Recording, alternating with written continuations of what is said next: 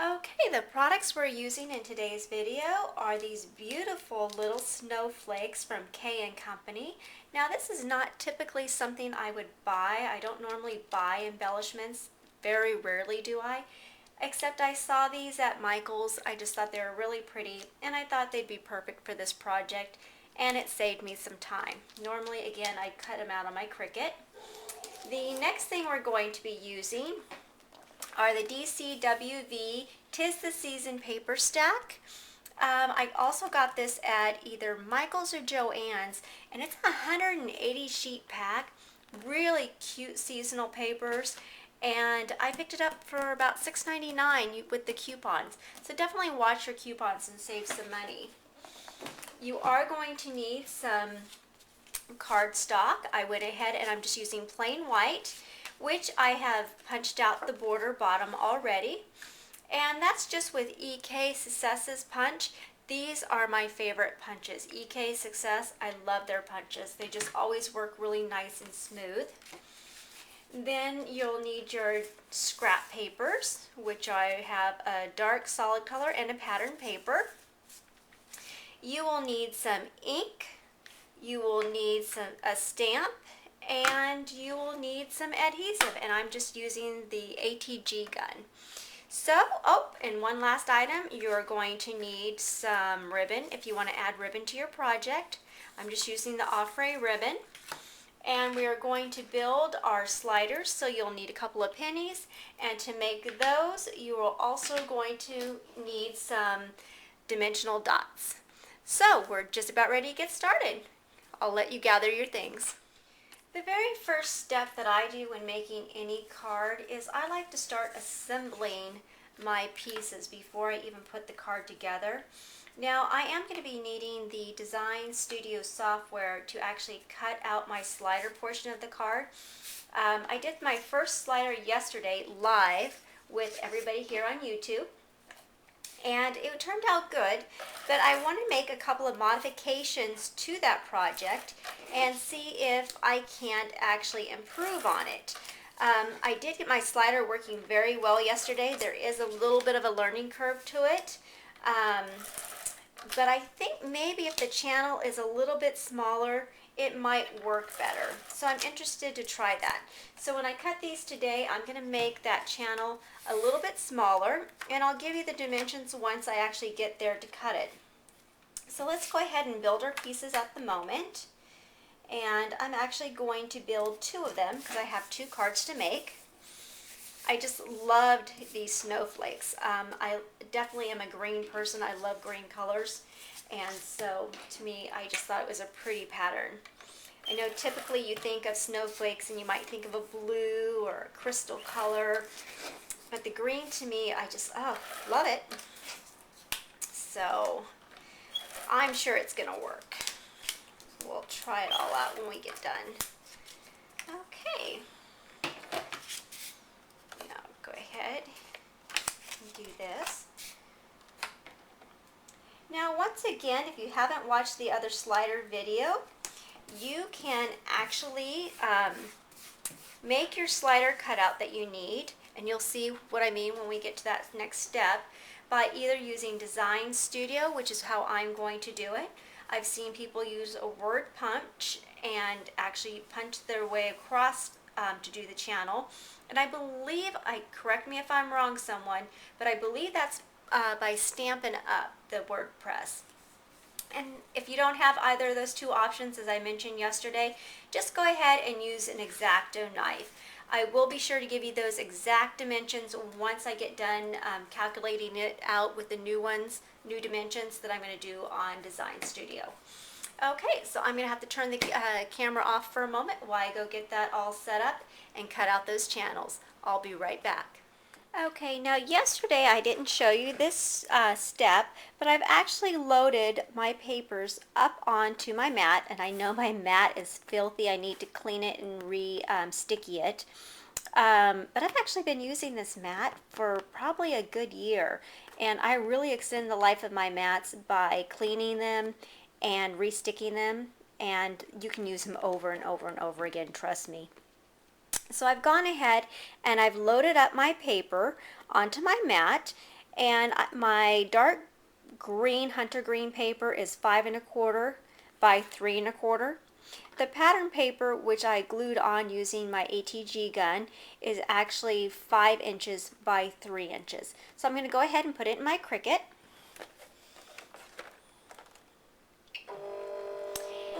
And over on my design studio, I actually went ahead and reconfigured my slot.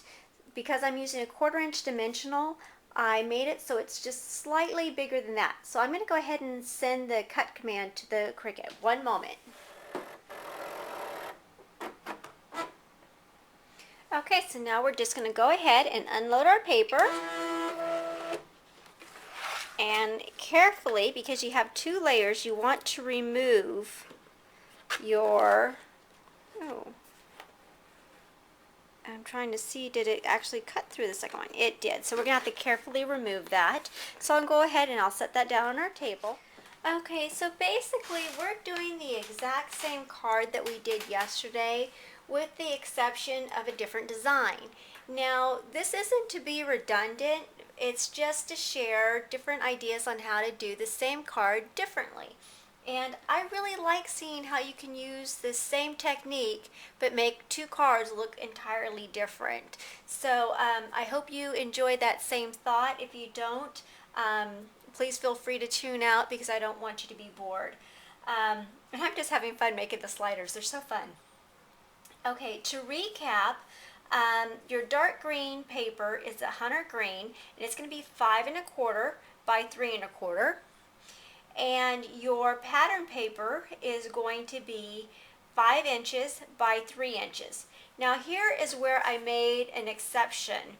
When I cut the slot for the green snowflake pattern paper in cardstock, I changed it up, so this time it's 4 inches by 0.26.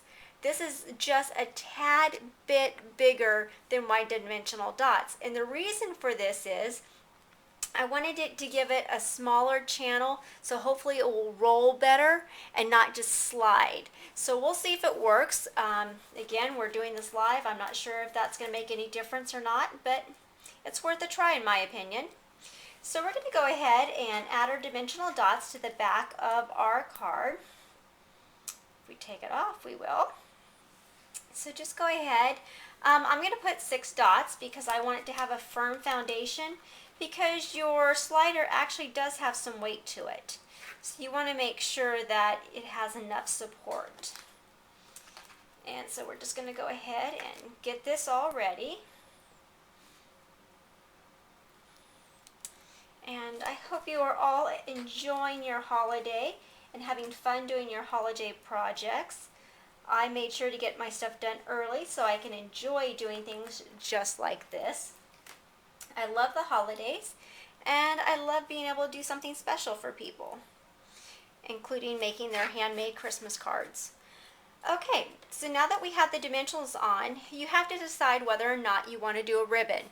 As I mentioned previously, I love ribbon, so every card from me pretty much is guaranteed to have it.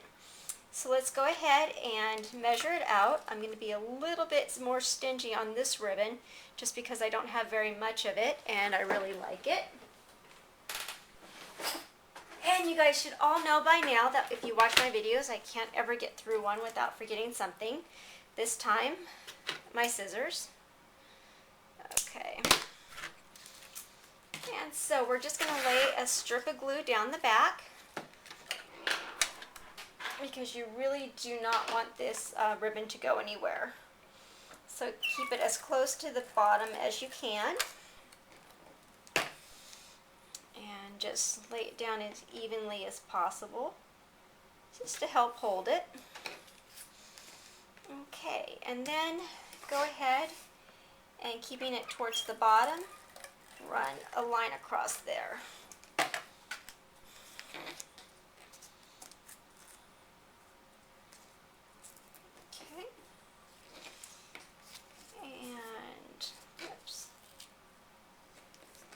Keep it as evenly as possible. Oops, it was better off where I had it. Just can't put my glue straight, obviously. Okay. Then just go ahead and tie your knot. And once again, we're just going to cut short tails on this so it does not get into the way of your mechanism. That's the last thing we want. So tie your knot. And then go ahead and cut your tails short.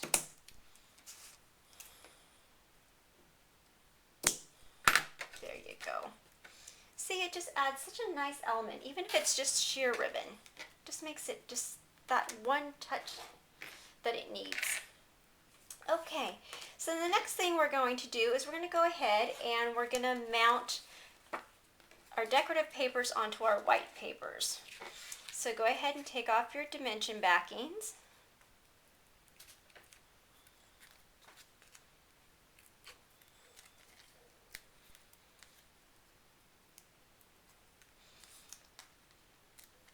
And lining them up, go ahead and center that on your card.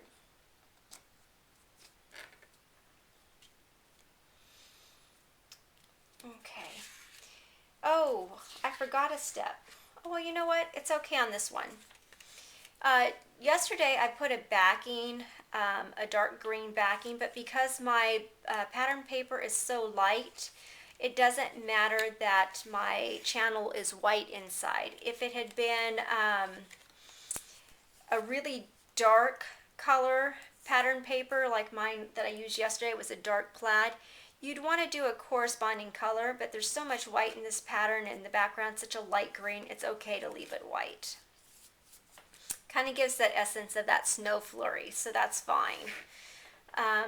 So now we're going to take our slider, which once again you have 2 pennies and 1 dimensional dot in between the two, and I'm using a 1/4 inch dot, and you're going to slide it in that channel. So go ahead and put it up one side, bend your paper a little bit, and slide it in to the channel. There you go. And at this point, it should be able to slide back and forth. Come on. There you go. So you can see right now how it's just spinning. That's what you want. You want it to have a nice spin on it. And occasionally it will just slide down, but it should spin. Okay, so now that you have that back over in place, you just need to add your embellishment. And in this case, we are going to do a snowflake. And it just so happens that K and Company had the perfect little snowflakes that match the paper. They're just almost identical. But if you can see, this back layer has sticky all over it, and I really don't want it all the sticky to be that close. So trying to decide if I really want to keep it on there or if I should take some of that off. Executive decision is I'm going to cut it off. I have plenty more. If this doesn't work, I can always replace it. So it's okay. Let's just cut off the excess. If it has a dimensional dot between it, go ahead and leave it. But the other ones, it can go ahead and be removed.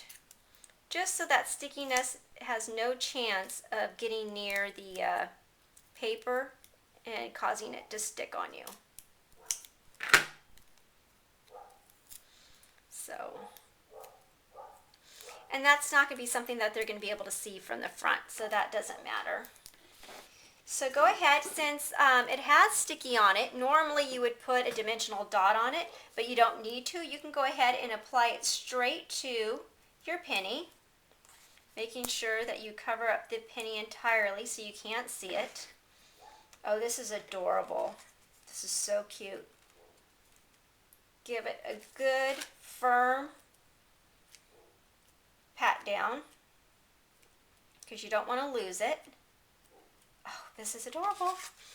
And there you go. And oh, look at it spin. It is so pretty. Oh, that's gorgeous. I love it. I think I like this one more than yesterday's. Oh, that's just beautiful. I do think that it spins much better having the smaller channel.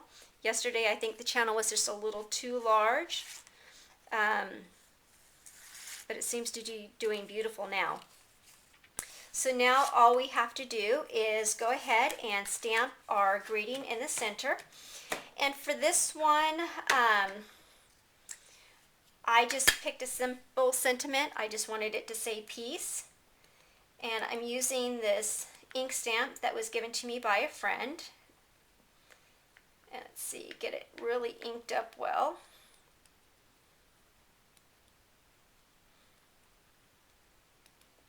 Okay. I didn't have a green, so she gave me a green. And which is really strange that I didn't have a green, because green's my color. And so now we have a very simple, very pretty piece in the center, and you can write your sentiment, and there is your finished snowflake card. Again, I hope you had fun with the project. It was not meant to be redundant, but just to show you how one card can greatly differ from another and just change the whole overall look of something. So once again, have a wonderful evening, a blessed holiday season, and from our home to yours, enjoy the holidays.